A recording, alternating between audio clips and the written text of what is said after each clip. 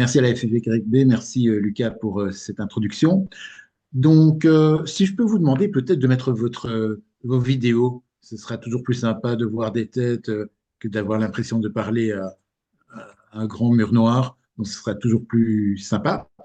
Donc, effectivement, on m'a demandé aujourd'hui de parler de l'alimentation pour la voile avec différents aspects, que ce soit la plaisance, que ce soit la compétition, avec notamment une thématique un peu plus axée sur la compétition et également peut-être pour les transats. Alors, dans ce cadre-là, quel est l'intérêt de l'alimentation? Attendez que ça se passe correctement. Voilà. L'alimentation est effectivement quelque chose d'intéressant et d'important parce qu'effectivement, si vous avez une bonne alimentation, cela va vous permettre d'optimaliser votre programme d'entraînement, notamment. Vous pourrez également améliorer la récupération entre les Oui, entraînements, les compétitions, mais également avoir un poids corporel et un physique idéal, ce qui est peut-être moins le cas et peut-être moins intéressant et important, notamment dans la voile, mais réduire les risques de blessures et notamment de maladies. Également, préparer attendez, peut-être, voilà. Garantir peut-être, attendez, ici, comme ça, oh, voilà, ça ira mieux comme ça, de garantir une bonne préparation en compétition, d'être capable d'être performant. Et puis, il y a quand même quelque chose que j'aime bien, parce qu'en tant que diététicien, mais également cuisinier, je trouve que la notion de plaisir, notion de partage et d'équipe, nous verrons cela, ça peut être utile aussi. Alors, la plupart du temps, on peut se poser la question, est-ce que les sportifs mangent bien? Et est-ce que les marins mangent bien? Eh bien, la plupart du temps, non. On va constater qu'ils auront plutôt une tendance à aller vers des suppléments, vers des produits particuliers, et peut-être pas toujours s'intéresser à la base de l'alimentation. Dans ce cadre-là, au Comité olympique international, nous avons tous signé une charte pour dire que c'est de la food first approach. C'est d'abord et avant tout de mettre des aliments. Mais vous verrez que dans des épreuves particulières, et notamment lors des transats, rien que les aliments ne seront pas suffisants. Il sera peut-être nécessaire de compléter par des compléments alimentaires, de vitamines, de minéraux et peut-être d'autres choses. Nous pourrons en parler plus longuement tout à l'heure. D'où la pyramide alimentaire du sportif, eh ben, c'est celle-ci. C'est-à-dire que nous constatons qu'il faut principalement apprendre à manger de tout, et nous allons voir ça ensemble. À certains moments, que prendre comme produit pour sportifs, hydratation, gel, pâte de fruits, ainsi de suite, et peut-être des compléments, mais ce ne sera pas vraiment l'ordre du jour de cette thématique. Mais bien souvent, les sportifs, quels qu'ils soient, ont tendance à plutôt être intéressés par ce qui se dit sur les réseaux, de voir un petit peu tous ces youtubeurs et ainsi de suite, sans s'intéresser réellement à la base de l'alimentation. Et dans ce cadre-ci, finalement, la base de l'alimentation, c'est ça. C'est la fameuse pyramide alimentaire que vous connaissez. En fait, que vous pensez peut-être connaître, car la plupart du temps, avec les sportifs, on constate qu'ils la connaissent pas mal, très très bien. Ils connaissent certains éléments, mais ce n'est pas pour ça qu'ils l'appliquent correctement tous les jours. Alors revenons sur certains points qui sont essentiels, que ce soit dans la vie de tous les jours, que ce soit pour être en bonne santé ou éventuellement être sportif de haut niveau. Première chose, c'est d'avoir une bonne hydratation. Alors, comment savoir si on est bien hydraté? La première chose à voir, c'est de vérifier est-ce que la bouche est sèche, justement comme moi. Est-ce que la bouche est sèche ou pas? Est-ce que vous avez été uriné il y a plus de 3-4 heures? Est-ce que la couleur des urines est foncée? L'autre chose, c'est d'avoir 5 fruits et légumes par jour. Alors, tout le monde connaît ce slogan, mais peu le comprennent réellement. Ça veut dire quoi? C'est que généralement, on va dire que maintenant, la recommandation, c'est 300 grammes de légumes et 250 grammes de fruits par jour. Cela représente à peu près l'équivalent de 2 fruits, leurs fruits que l'on peut mettre entre ses deux mains, donc une pomme, une poire, une orange, une banane, des mandarines, et dans quelques semaines, nous aurons droit à des fraises, et ainsi de suite. Et ce n'est pas, quand je parle d'un fruit, je ne parle pas bien sûr d'une pastèque entière. Et pour les légumes, cela représente un potage, une ration de légumes cuits et également un bol ou une ration de crudités. Alors à quoi ça sert d'avoir autant de fruits et de légumes? Parce que d'une part, c'est riche en vitamines, en minéraux. Et j'ai cité pour exemple le magnésium. Le magnésium est intéressant pour la décontraction musculaire. Quand vous êtes sur votre bateau et que vous allez faire toute une série d'exercices, notamment, à un certain moment, vous allez sentir une diminution de l'efficacité musculaire, une fatigue, un problème de relâchement. Eh bien, si vous ne mangez pas assez de magnésium parce que vous ne mangez pas suffisamment de fruits et de légumes, vous aurez effectivement ce manque qui apparaîtra. L'autre chose, vous avez de la vitamine C. La vitamine C est importante pour protéger les cellules musculaires Et notamment, chaque fois que vous faites des contractions musculaires, vous allez produire des radicaux libres. Cela va limiter ces radicaux libres pour diminuer également les atteintes musculaires.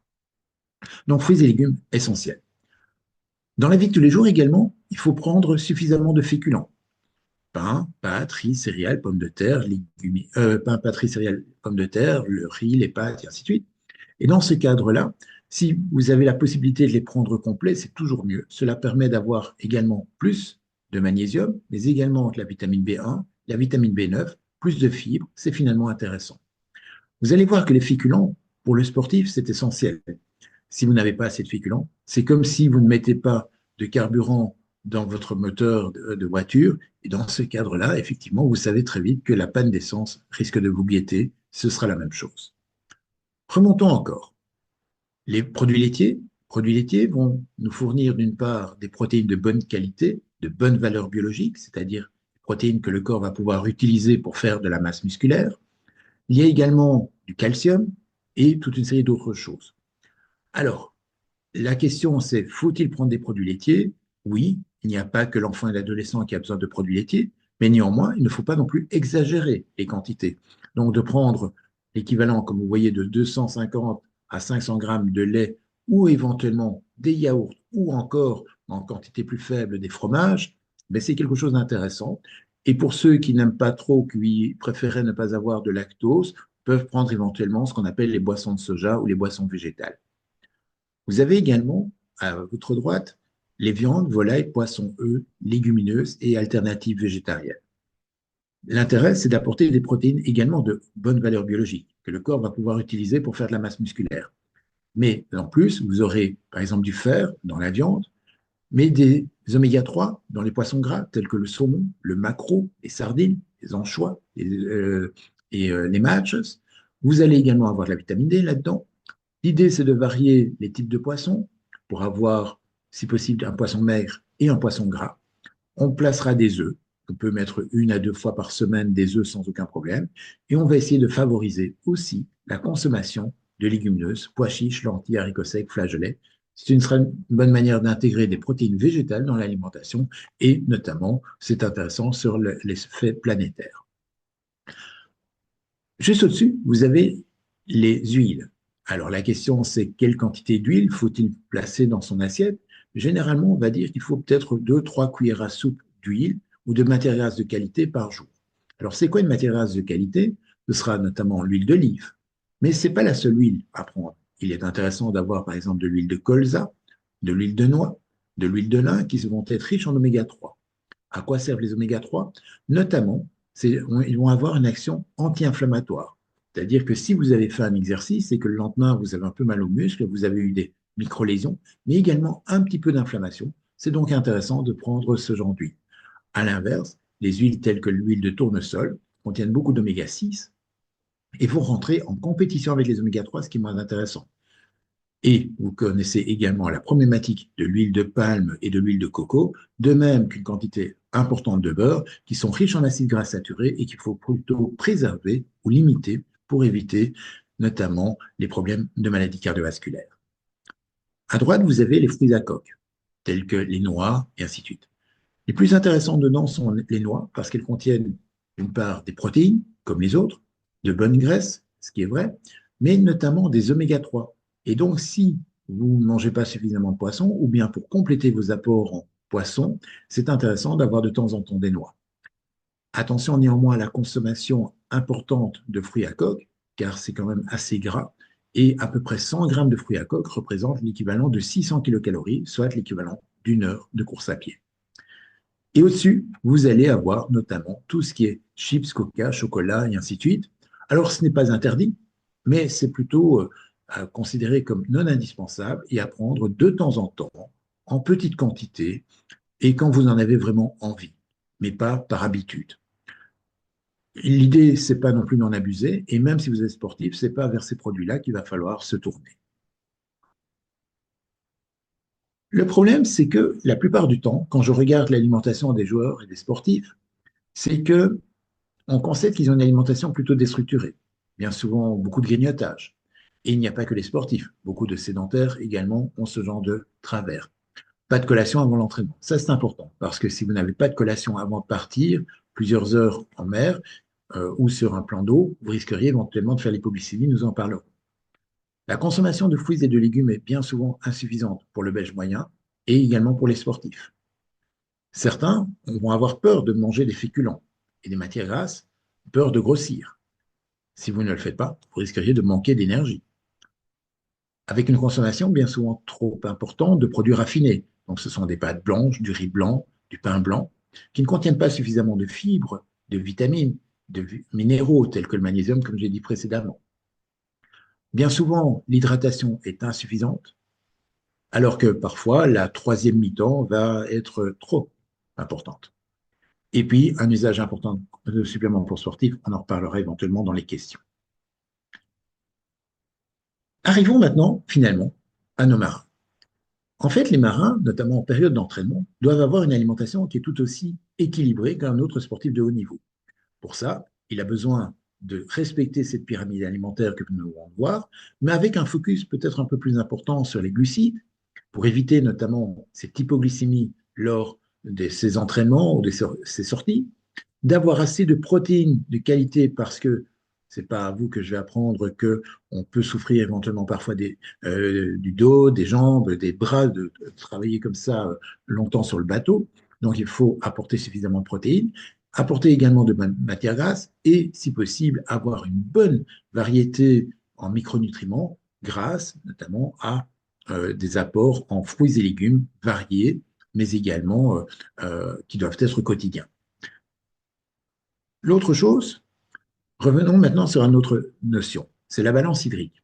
Vous savez que le corps est constitué d'à peu près 60% d'eau, avec de l'eau dans différents compartiments, mais tous les jours, nous perdons de l'eau, que ce soit par la respiration, que ce soit par la transpiration normale, par l'urine ou par les selles. Cela représente à peu près 2,5 litres d'eau.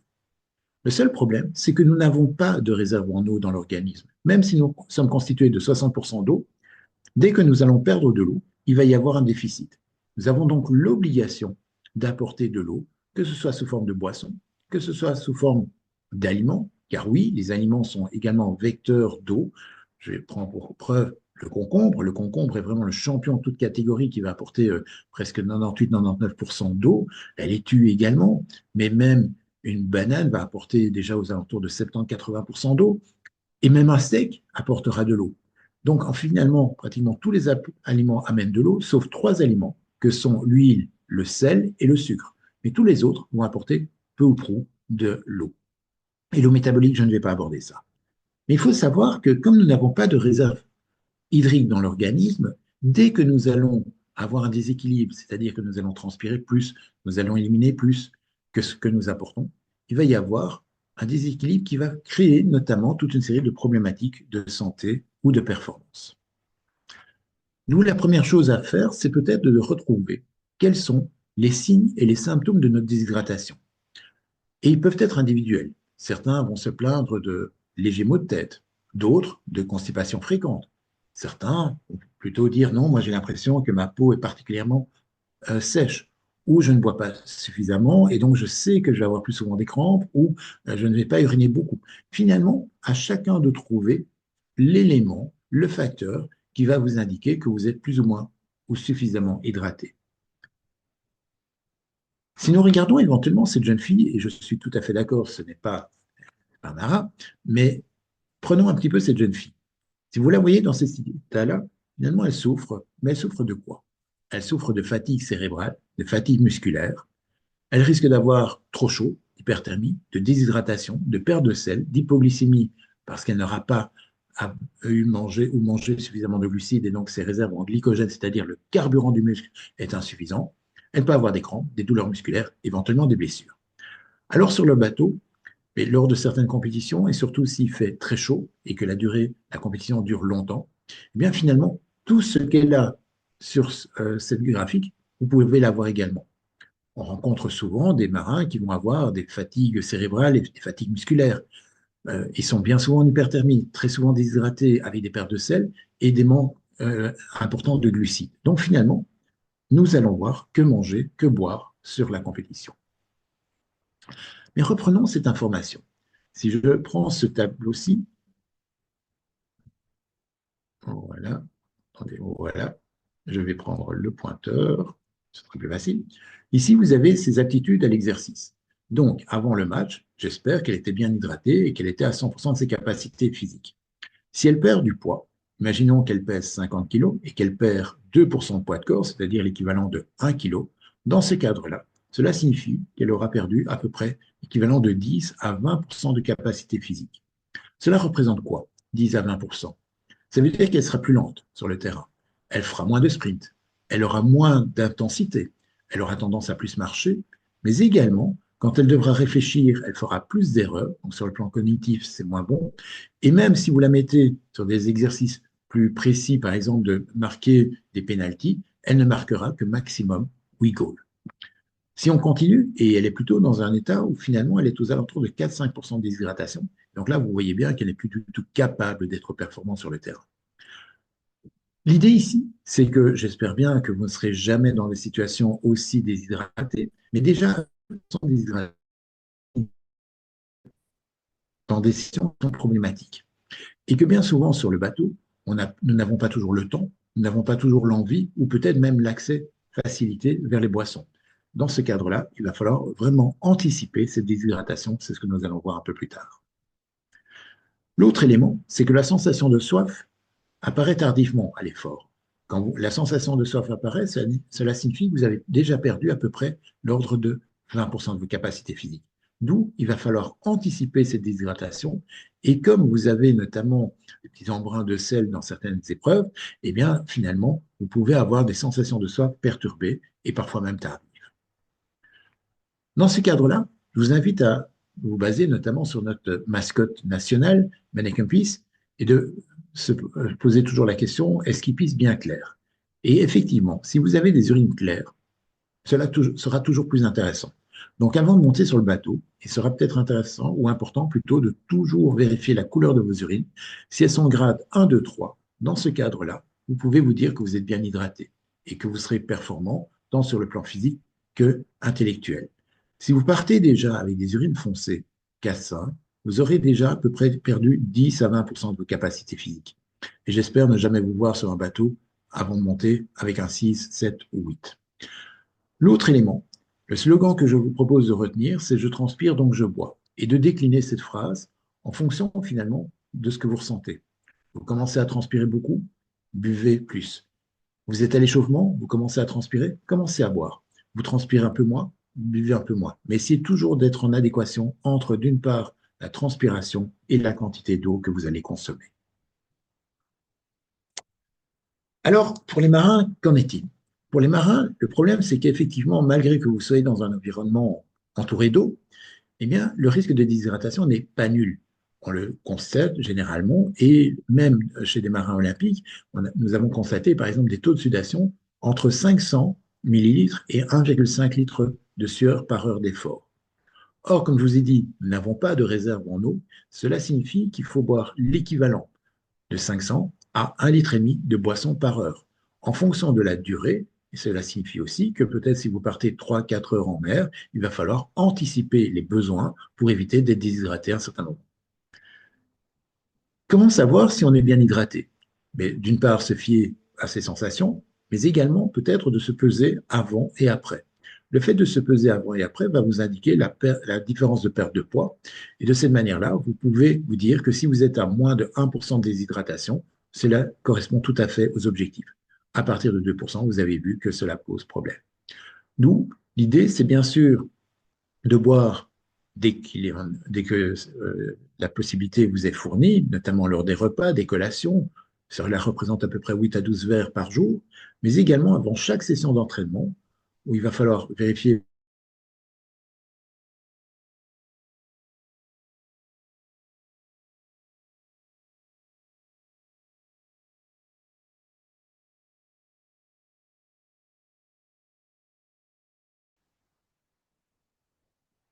Je leur montre notamment ce verre de grenadine. Ce verre de grenadine qui est finalement, au départ, je leur montre le sirop de grenadine euh, euh, allez, bien sirupeux, non dilué. et et je bois avec une paille, je leur montre effectivement que c'est difficile d'aspirer. Ça, c'est comme le sang qui est éventuellement dense et qui aura plus de difficultés à passer à travers les capillaires pour fournir de l'oxygène, du glucose et notamment éliminer le CO2 et les autres déchets. Une fois que par contre vous avez ajouté un peu d'eau dans cette grenadine, vous allez avoir quelque chose qui sera beaucoup plus fluide. Et dans ce cadre-là, effectivement, si vous avez un sang plus fluide, il sera plus efficace et vous serez plus performant sur le bateau. Quelles sont les quantités à boire? Alors, voici des quantités approximatives à boire en fonction du poids de corps. Ça va vous permettre dans un premier temps de savoir un petit peu où vous devez vous situer. Donc, effectivement, si vous pesez 50 kilos, il faudrait à peu près 650 millilitres de boisson par heure d'effort. Mais bien entendu, si vous pesez avant et après, vous aurez une précision de cette information et donc ce sera toujours mieux. Mais dans un premier temps, bien sûr, vous pouvez utiliser ce genre de graphique pour vérifier un petit peu la quantité à boire avant, pendant et surtout après l'effort. L'autre élément, il y a l'eau, il y a l'hydratation, mais il y a également cette phrase, vous la connaissez, no pain, no gain, que je traduis de manière un peu arbitraire, pas de pain, pas de gain, pour vous montrer que finalement l'alimentation est tout aussi importante et que les féculents sont essentiels. Si vous n'avez pas assez de féculents, il faut savoir que vous n'aurez pas assez de réserve de glucides dans l'organisme, qu'on appelle le glycogène, et peut-être que la quantité de sucre qu'on appelle la glycémie sera faible. Dans ce cadre-là, vous aurez un sentiment de fatigue extrême, mais également une certaine incapacité à réfléchir. Et cela donne un crash. Car effectivement, cela a été bien démontré, quand vous êtes en hypoglycémie, vous n'êtes absolument pas performant. Alors cette hypoglycémie, c'est quoi? Et il est peut-être essentiel de découvrir un petit peu certains symptômes. C'est notamment, par exemple, le sportif qui a un changement d'humeur, ou voire même vous-même, vous changez brutalement d'humeur, vous passez d'un état calme et vous vous énervez et ainsi de suite. Cela peut être dû à une hypoglycémie. Vous pourriez avoir des maux de tête, des tremblements, un effet une sensation de fatigue. Vous avez peut-être déjà constaté que parfois on a un peu de vertige, un trouble de la vue. On peut être pâle, transpirer d'une manière un peu particulière ou avoir faim. Dans ce risque-là, dans ce cadre-là, cela va induire toute une série de situations désagréables qui il va falloir anticiper. D'où l'idée, ce sera d'apporter du sucre suffisamment avant et pendant l'effort pour ne pas avoir ces symptômes d'hypoglycémie qui sont néanmoins dangereux. Comment éviter cette hypoglycémie? Mais soit on se dit j'ai envie d'être performant et dans ce cadre-là, il va falloir surtout privilégier les glucides, les féculents au moment des repas et les glucides simples, notamment lors de la boisson. Alors que si par contre vous êtes dans d'autres périodes où vous n'avez pas besoin de beaucoup d'intensité, ou notamment lors de certains transats dans les parties beaucoup plus froides du globe, là par contre on ira plutôt vers les graisses. J'en parlerai un petit peu là tout à l'heure. Mais la question, c'est que mettre dans sa gourde. Alors, dans un premier temps, j'ai envie de favoriser les gourdes faites avec une boisson maison. Et la boisson qui fonctionne super bien pour les sportifs, mais également pour les plaisanciers, c'est 200 millilitres de jus de raisin avec 300 millilitres d'eau. Vous pourriez remplacer le jus de raisin par du jus multifruits avec de l'eau. Ou encore remplacer cela par du sirop de grenadine, équivalent de 3 cuillères à soupe, ou de menthe. Le sirop de menthe est beaucoup plus intéressant quand il fait chaud. Ça donne une sensation de fraîcheur grâce au menthol. En ce qui concerne les situations où il fait peut-être un peu plus froid, là, je peux vous conseiller de faire du thé et mettre dans une gourde, alors non pas une gourde en plastique comme vous voyez ici à droite, mais plutôt une gourde isotherme. Vous faites du thé, vous mettez du miel liquide dedans, vous pouvez mettre de la menthe ou éventuellement un peu de jus de citron, et vous auriez une boisson qui serait agréable, qui serait chaude à consommer pendant l'effort. Ou simplement de l'eau avec du miel liquide, si vous aimez ça, pourquoi pas. L'autre question qu'on va se poser, c'est faut-il ajouter du sel? Alors, si vous transpirez beaucoup, oui, il va falloir ajouter du sel. Si les températures sont très élevées, que vous êtes même en plein soleil et que vous n'avez pas la possibilité de vous couvrir ou de vous abriter, oui, il faudra ajouter du sel. Et si en plus vous êtes un sportif qui a tendance à beaucoup transpirer, et voire même que sur votre t-shirt vous constatez éventuellement des petites auréoles blanches, dans ce cadre-là, oui, vous avez besoin d'ajouter du sel. Dans les autres cas, ce n'est pas absolument nécessaire de rajouter du sel dans la boisson pour sportifs, et en tout cas pour des efforts courts, absolument pas. D'où, quels sont les points d'attention qu'on va prendre maintenant sur le plan nutritionnel avant, pendant et après l'effort?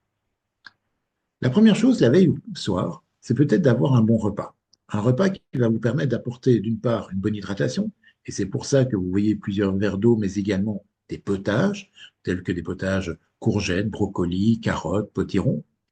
On peut ajouter, bien sûr, comme pour les autres sportifs, des pâtes pour faire une sorte de pasta partie. C'est intéressant d'avoir des pâtes avec ici, par exemple, du brocoli, vous voyez du saumon, ou éventuellement des pâtes avec un pesto. Vous pouvez ajouter d'autres légumes, bien entendu, et notamment un filet de poulet, mais pas trop de fromage, ou encore un risotto, qui est ici un risotto aux deux jambons et aux courgettes.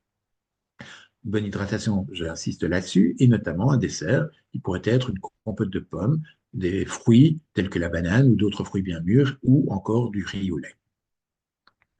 Mais quelle quantité faut-il mettre? Voici un graphique que je propose notamment aux athlètes de haut niveau et où on reprend un petit peu les bases. Vous voyez que par exemple, lors des entraînements très légers ou plutôt les journées de repos, le plateau idéal est constitué bien sûr d'eau, d'un potage ou d'un bol de crudité. On va mettre l'équivalent d'une demi-assiette de légumes, un quart d'assiette de féculents et la taille de la paume de la main ou l'équivalent d'un quart d'assiette de viande, de volaille, de poisson, de volaille, de légumineuses ou d'alternatives végétariennes. Un petit peu de matière grasse et ce sera plutôt un yaourt ou un fruit. Ici, c'est l'assiette pour ceux qui veulent prendre de la masse musculaire et ici le plateau pour ceux qui veulent perdre du poids. Mais je ne vais pas aller là-dessus. On va plutôt aller lors des périodes de stage ou de compétition. Dans ce cadre-là, vous voyez qu'on va rajouter toujours le potage, mais pas spécialement les crudités le jour de la compétition, ni même la veille. Mais on va augmenter la quantité de protéines, réduire un petit peu les légumes et surtout favoriser la consommation de féculents, que ce soit dans l'assiette, voire même en dehors, sous forme par exemple de pain. On mettra des fruits et après la compétition, vous voyez qu'à nouveau, on revient sur une assiette assez comparable, si ce n'est que l'on rajoutera un petit peu plus de produits laitiers pour avoir un peu plus de protéines, comme vous le verrez plus tard. Alors voici un exemple d'une course un jour que j'ai dû gérer où on me donnait cette indication-là, que 7h30 le réveil. Là, bien entendu, il est nécessaire de prendre un petit déjeuner. À 9h, ben, il préparait le bateau. 10h, mise à l'eau. 11h, première manche du jour. 3-4 manches de 45 minutes et 10 minutes de repos. 17h, retour à terre. 18h, retour au logement. Et finalement, à ce moment-là, il fallait prévoir des collations, mais également un repas, une collation avant de dormir, et ainsi de suite. Alors, regardons un petit peu plus en détail, finalement, qu'allons-nous mettre dans ce genre de journée de compétition. La première chose, c'est de se poser, que l'on peut se poser, c'est quel type de petit déjeuner est le plus équilibré. Alors ici, voici différents types de petits déjeuners. Vous avez bien vu directement que le B, j'espère, est peut-être celui qui fait pour lequel vous avez le plus de faveur, bien, parce qu'effectivement, il contient pas mal de féculents, il contient des fruits, il contient notamment des protéines avec un œuf à la coque, et l'œuf à la coque est bien digeste. Je vous déconseille par contre les œufs durs, certaines omelettes qui pourraient être un peu plus lourdes à digérer, qui pourraient augmenter notamment les problèmes de maux de mal de mer, et ainsi de suite. Bien sûr, et vous voyez ici un café ou du thé, et ce qui manque sur cette photo, c'est de l'eau. Tout le reste est plutôt à éviter, parce que ce soit trop lourd, trop gras ou trop sucré, mais n'est pas favorable à justement une bonne performance et une bonne, notamment un bon maintien de la glycémie pendant la course. Ce qui veut dire que le petit déjeuner équilibré doit être en période de compétition ou intense. Vous allez avoir plutôt des pains blancs, de la baguette. Ce n'est pas une erreur par rapport à ce que j'ai dit tout à l'heure. Tout à l'heure, j'ai dit effectivement que je favorise les pains complets multicéréales, mais le jour de la compétition, je cherche l'alimentation performance, quelque chose qui va être vite digéré, qui va vite passer dans le sang pour pouvoir finalement libérer l'estomac. D'une part, vous aurez moins de troubles digestifs, moins de mal de mer, mais également, vous aurez toute l'énergie directement disponible pour le muscle, pour le cerveau, pour le foie. On pourrait mettre éventuellement des flocons d'avoine ou pourquoi pas des crêpes. On peut mettre un petit peu de matière grasse, mais ça, c'est peut-être le groupe que l'on va limiter. Nous allons mettre des protéines, du jambon, du fromage, des œufs, comme je vous ai dit, les œufs à la coque, mais des produits laitiers avec du lait, des yaourts et des fromages, par exemple. Nous allons mettre ici un apport sucré, tel que de la confiture, du miel, et comme fruits, bien sûr des fruits bien mûrs, ou de la compote de fruits, un jus de fruits, et bien entendu, une bonne hydratation sous forme d'eau thé ou café. Si par contre, maintenant, vous allez plus tard à l'eau et que vous avez l'occasion de manger quelque chose de plus complet, par exemple ici, dans ce cas-ci, une assiette de pâtes, la question que l'on peut se poser, c'est quelle est la meilleure assiette? Alors, en voyant que dans certains cas, vous avez notamment des pâtes avec du jambon, des pâtes avec du jambon ou des tomates, et puis des pâtes toutes seules, si ce n'est déjà que je peux vous dire aussi que le groupe B et D, je le déconseille fortement. Les spaghettis bolognaises ou les pâtes bolognaises, ça prend longtemps à être digéré et ça risque d'être plus difficile, notamment à supporter en mer, ainsi que le B. La maman, là, avait préparé des pâtes avec du jambon, des saucisses type de Francfort et de la mayonnaise. Je vous le déconseille totalement. Mais donc, la bonne assiette, on pourrait dire, c'est peut-être la E, et beaucoup auraient tendance à dire la E, la A. En fait, aucune de ces assiettes n'est adaptée, parce que les pâtes, c'est beaucoup trop long à digérer. Les pâtes, c'est long à digérer, et donc ça va rester très longtemps dans l'estomac, et ça ne va pas fournir suffisamment d'énergie dans le corps. Donc, généralement, on va déconseiller les pâtes. Maintenant, si vous savez que vous allez être longtemps en mer avant le départ et que finalement l'activité physique ne va pas être trop intense, vous êtes plutôt en plaisance, j'ai pas de problème à ce que vous mangez des pâtes juste avant, mais plutôt des pâtes qui seront faciles à digérer, donc pas trop grasses, telles que par exemple le A, éventuellement le C ou le E. Car effectivement, les deux points essentiels, notamment pour les régates, c'est d'une part avoir suffisamment d'hydratation et d'avoir des apports énergétiques importants. Mais le problème, c'est que, et vous le savez mieux que moi, c'est que les départs ne sont pas toujours à heure fixe, ils peuvent dépendre notamment des conditions météorologiques et des vents, et que ces attentes sont parfois ou bien souvent prolongées. Ça va désorganiser tous les horaires, notamment de repas, par rapport au fait que je vous ai dit qu'il fallait manger 3 heures avant. Dans ce cadre-là, on va certainement essayer de prévoir des collations, c'est ce que je vais vous montrer plus tard à prendre avant de monter sur le bateau. Mais l'hydratation est essentielle. Bien sûr, beaucoup de marins pensent à mettre de la crème ou notamment se protéger du soleil, mais il faut tout autant s'hydrater correctement. Et pour ça, deux choses. Soit des boissons pour sportifs. Je vais vous montrer des boissons pour sportifs maison qui vont apporter, ou j'en ai parlé, des glucides, des électrolytes et de l'eau, ou éventuellement simplement de l'eau, ou encore de l'eau avec des électrolytes, c'est-à-dire avec un peu de sel, de potassium, de magnésium, ce genre de choses. Mais l'idée sera bien sûr de favoriser les prises régulières de boissons tout au long de l'entraînement, mais également de la compétition. Et surtout, essayer d'avoir toujours cette envie de se dire, je dois m'hydrater régulièrement, je n'attends pas d'avoir soif pour commencer seulement à penser à un bon taux d'hydratation. L'autre élément, c'est que bien souvent, quand je regarde dans les bidons étanches, ce que je retrouve, c'est des coca, des bonbons, des Smarties, d'autres types de bonbons, des Red Bull, des barres chocolatées et autres, ou encore des Mars et Snickers, et ainsi de suite. La question qu'on peut se poser, est-ce que c'est l'idéal? Alors, vous allez me dire, ben, ça correspond, puisque j'ai dit qu'il fallait s'hydrater, j'ai dit qu'il fallait apporter des glucides. Mais je ne suis pas certain que ce sont les meilleurs produits. Voici ce que moi je vais vous proposer dans le bidon étanche, notamment des boissons. Et on va prévoir à peu près 500 millilitres de boissons par heure d'effort. C'est déjà ça, au moins ça. Et puis, on peut également opter pour toute une série d'autres produits, notamment pour les épreuves, soit d'une heure ou deux, par exemple des bananes, des raisins secs, des fruits secs. On peut aller vers des noix. On peut prendre de la compote en pochette. Également, ce qui fonctionne bien, c'est les loukoums ou les pâtes de fruits. Certains vont opter pour des gels, des barres protéinées, des barres énergétiques, des energy balls. Alors, des biscuits secs, on peut éventuellement tartiner avec un petit peu de banane et de chocolat, ça peut fonctionner. Et pour des épreuves plus longues, on peut même aller éventuellement vers parfois des purées de patates douces, des purées de pommes de terre, carottes, éventuellement des wraps, des crêpes, des tartines à la confiture ou voire même simplement du pain. Une fois que la course est terminée, la question à se poser, est-ce que l'on mange ceci? En fait, si on regarde la pyramide de la récupération, et Wannes avait bien compris ceci, c'est que la première chose à faire, c'est effectivement la récupération sous forme de sommeil. Mais vous voyez que la deuxième étape pour une excellente récupération, et ça c'est pour tous les sportifs, c'est d'abord l'hydratation et une bonne alimentation, une bonne hydratation. Et finalement, votre corps va réagir de la même manière, avec notamment la règle des 3 R. Si vous faites beaucoup de route, vous êtes d'accord avec moi que vous allez devoir refaire le plein, remettre de l'huile, mettre de l'eau et réparer certaines pièces.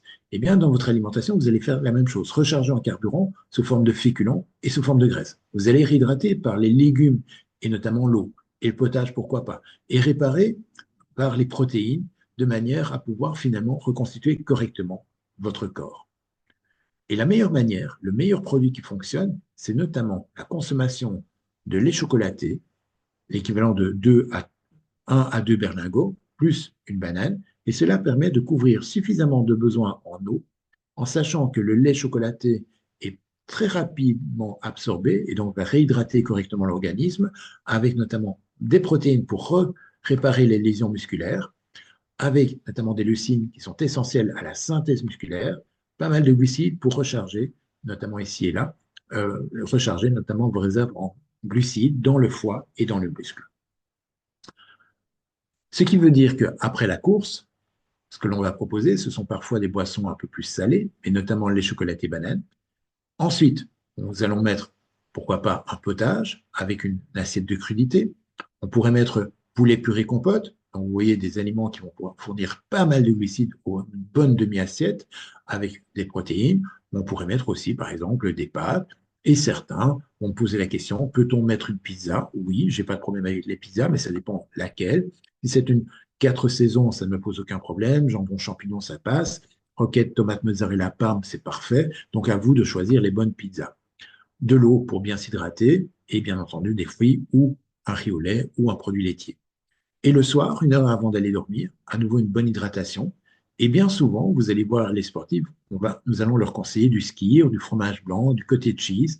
Pourquoi? Parce que c'est riche en protéines et que dans les 5 à 6 premières heures de sommeil, c'est là que vous allez pouvoir réparer vos muscles et recharger vos muscles, notamment en protéines, mais également en glycogène, grâce aux fruits qui sont ici.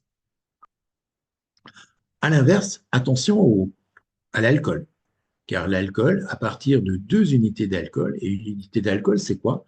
Un verre de bière, de vin, de champagne, de porto ou de whisky, eh bien finalement, c'est un puissant déshydratant. Donc, si vous plaignez souvent d'avoir des crampes nocturnes, des jambes lourdes le lendemain, des maux de tête, c'est peut-être un problème d'hydratation. Cela induit des hypoglycémies, diminue les réserves en carburant de votre muscle, mais également moins de capacité de cicatrisation, diminution de la VO2 max et sans oublier que combiné à la fatigue, il y a un risque majeur d'accident de la route.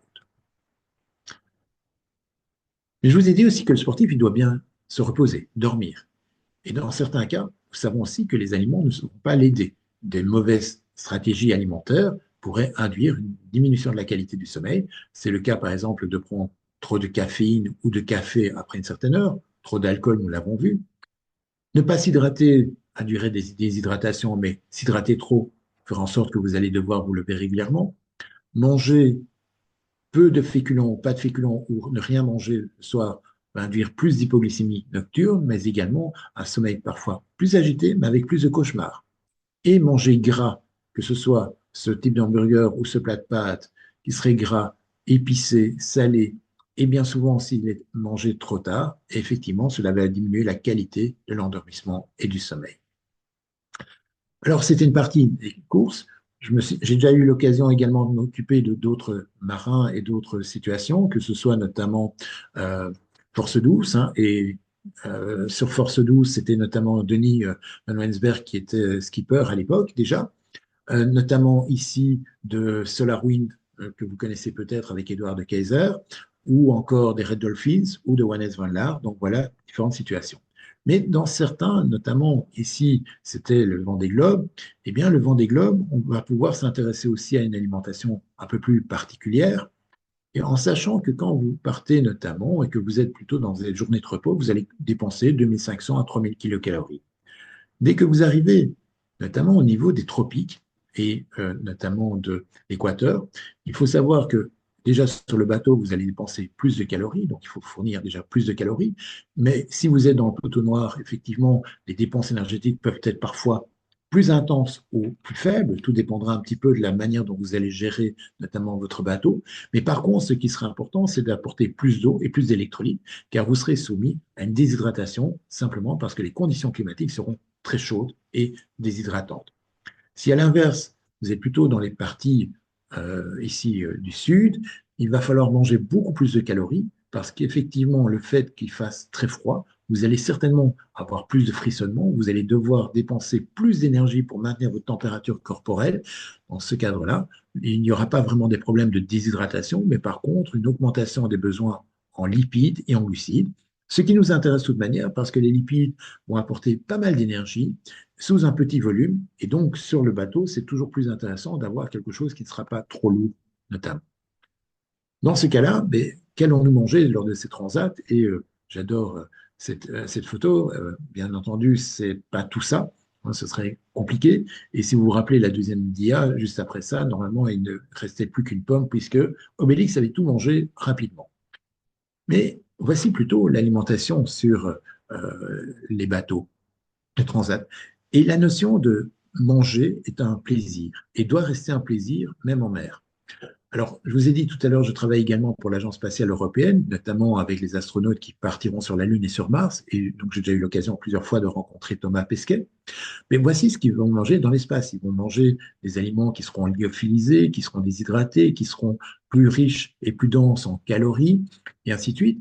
Et bien finalement, il y a énormément de similitudes entre un astronaute, et donc ce que je fais avec l'Agence spatiale européenne, et ce que je fais avec les skippers, où là, je vais devoir tenir compte notamment des modifications de goût, des envies, parce qu'elles peuvent évoluer tout au long de la course. Il faut se dire aussi que les goûts peuvent évoluer entre ce que vous aimez sur Terre, avec parfois des préférences en mer et pas sur Terre.